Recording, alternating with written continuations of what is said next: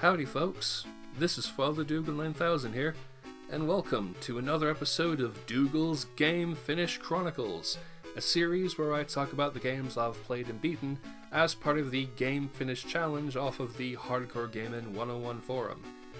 I like trying to use music from old games in these videos, because it makes for some extra fun in using tunes I've liked for ages, and it's also fun discovering soundtracks I'd never heard of but are often quite aces. However, I normally end up using a lot of music from Japanese developed games, and I wanted to try and vary things up, expand my horizons, and make the video sound a little bit more interesting or unconventional compared to how they've been up to now. So the next few episodes, in addition to having that somewhat hoarser tone of voice I talked about in last week's video, are gonna feature music from various European developed games. If you like your Amiga tunes, you'll probably be quite chuffed. Maybe with this video or in the future in general. For now, today's games were originally logged from the 19th to the 23rd of October 2021.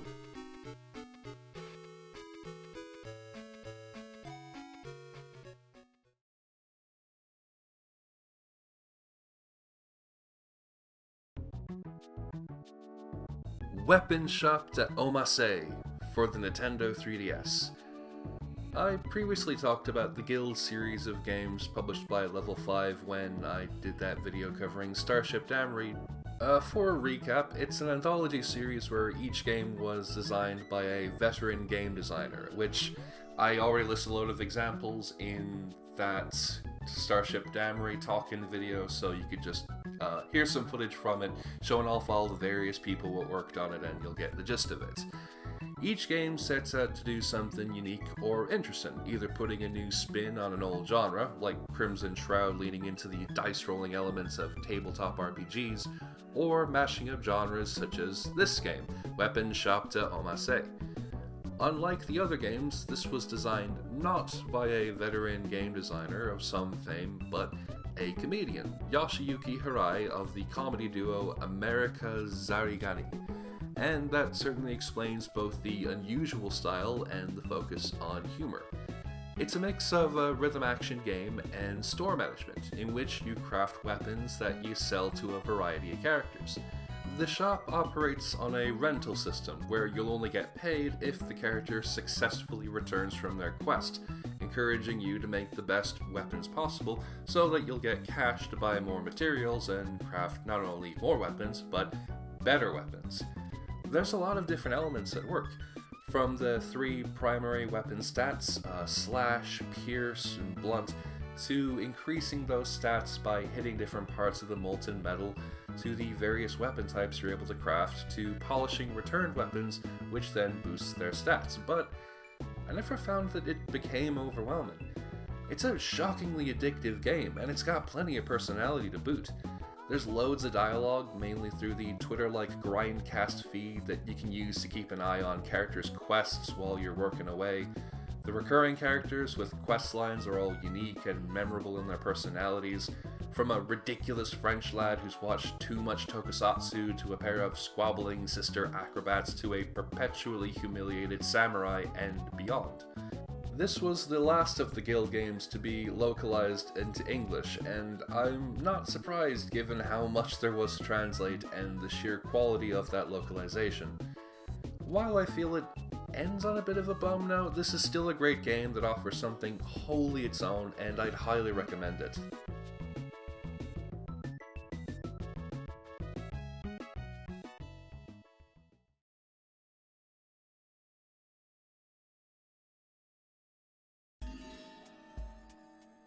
She Sees Red for the Nintendo Switch. Up to this point, I'd never played an interactive movie, and I decided to give this a bash when I found it on sale.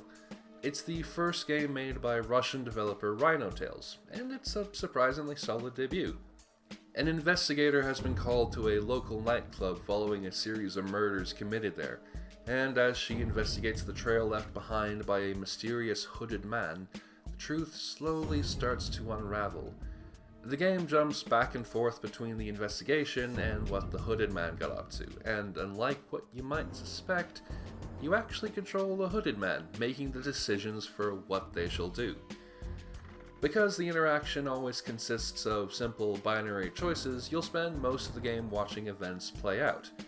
I don't find this to be a problem, in general, but especially in this case because they are very well produced.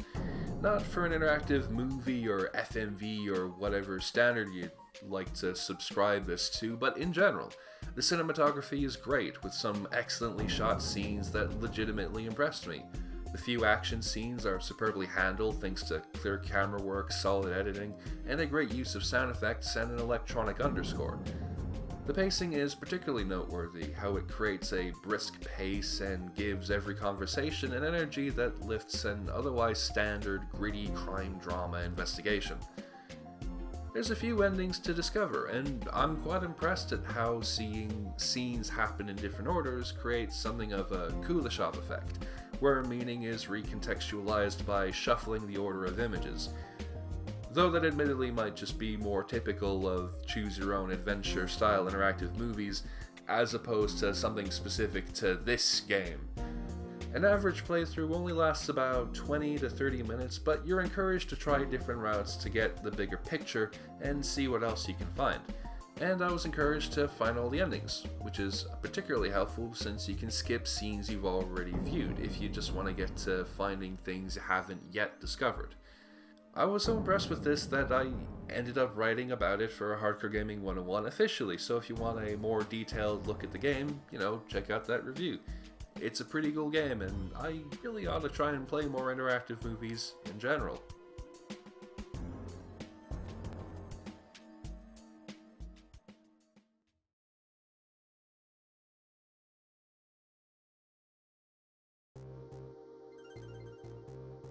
Res HD for the Xbox 360.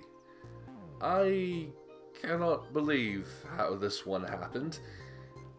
I'd recently bought the game off of the old Xbox Live Arcade with plans of clearing it over a few attempts, but I ended up beating the entire game in one session. I was encouraged to do this largely because of how Res retains whatever state you beat your most recent level until you exit to the menu. So if you beat a stage with a more powerful form, with more hit points to spare, you can carry that into the next stage as something of an aid for the harder fights and bosses. I decided off the back of this to keep playing until I found myself fighting the final boss when I'd only planned on beating maybe the third area at the very most. It was very surreal to say the least. This is also my first time seeing anything of Res past the first stage, which I must have played loads of times through demos over the years, and it's a very cool game. In terms of audios, visuals, gameplay, and sensations, since I turned the vibration on, it's insane how well it all culminates to create something entirely its own. I imagine this is what it's like to go out clubbing on a pure sensory level without any real-life concerns or sensory anxieties getting in the way. And it's equally awe-inspiring and exhausting. This is probably the closest I'll ever get to actually clubbing all night, or even clubbing in general. And, oh, God, what a game, man. What a game.